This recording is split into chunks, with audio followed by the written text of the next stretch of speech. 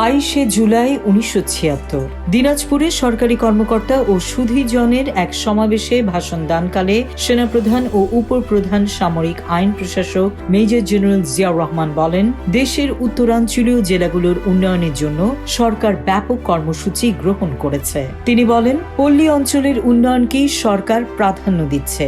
পল্লী মানুষের কল্যাণে আরও নিষ্ঠার সঙ্গে সরকারি কর্মকর্তাদের কাজ করে যেতে হবে। এই সময় তিনি সরকারি কর্মকর্তাদের গ্রামে গিয়ে পল্লীর মানুষের সমস্যা সম্পর্কে অবহিত হতে পরামর্শ দেন।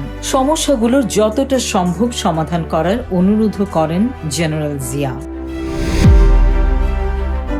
22শে জুলাই 1977 বর্মা সফররত প্রেসিডেন্ট ও প্রধান সামরিক আইন প্রশাসক মেজর জেনারেল জিয়াউর রহমান দেশটির প্রেসিডেন্ট নে উইনের সঙ্গে 2 ঘণ্টা ব্যাপী এক বৈঠকে অংশ নেন।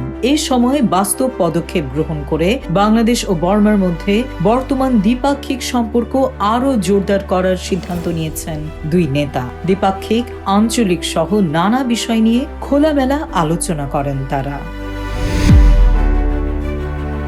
22শে জুলাই 1978 মংলায় এক শ্রমিক সমাবেশে বক্তৃতাকালে প্রেসিডেন্ট জিয়াউর রহমান বলেন, দেশে এখন যে উন্নয়ন কর্মযজ্ঞ চালানো হবে তা জনগণ ও সরকারের মধ্যে এক সক্রিয় ও অর্থবহ সমন্বয়ের মাধ্যমে পরিচালিত হবে। তিনি বলেন, এই লক্ষ্য অর্জনে আমরা সরকারকে জনগণের কাছে নিয়ে যাচ্ছি এবং আমরাও দেশের প্রতিটি প্রত্যন্ত অঞ্চলের মানুষের কাছে যাচ্ছি। প্রেসিডেন্ট বলেন, সরকারের একার পক্ষে উন্নয়নের কাজ পরিচালনা করা সম্ভব নয়। গত 3রা জুনের প্রেসিডেন্ট নির্বাচনে আপনারা আমার প্রতি যে আস্থা দেখিয়েছেন তার ভিত্তিতেই রাজনৈতিক ও অর্থনৈতিক কর্মসূচি শুরু করেছি। আমি আশা করি এই ক্ষেত্রে আপনারা পূর্ণ সহযোগিতা করবেন।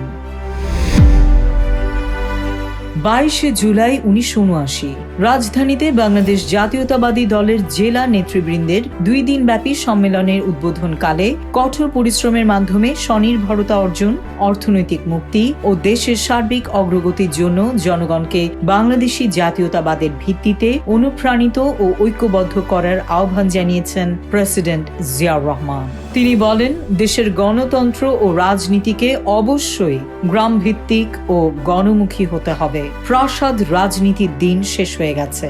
বাকশালী আমলে গণতন্ত্রের কণ্ঠরোধ করা হয়েছিল, তা জনগণকে ফিরিয়ে দেওয়া হয়েছে। দেশে গণতন্ত্র সুসংহত ও শক্তিশালী করতে কর্মীদের প্রতি যথাসাধ্য চেষ্টা করার আহ্বান জানান তিনি। 22শে জুলাই 1980 চীন সফররত প্রেসিডেন্ট জিয়াউর রহমান স্থানীয় গ্রেট হল অব দ্য পিপল এই দেশটির প্রধানমন্ত্রী হুয়া কুওফেং এর সঙ্গে শীর্ষ বৈঠকে অংশ নেন। বৈঠকে তারা দ্বিপাক্ষিক স্বার্থ সংশ্লিষ্ট বিষয়াদি, আঞ্চলিক ও আন্তর্জাতিক প্রশ্নে আলোচনা করেন।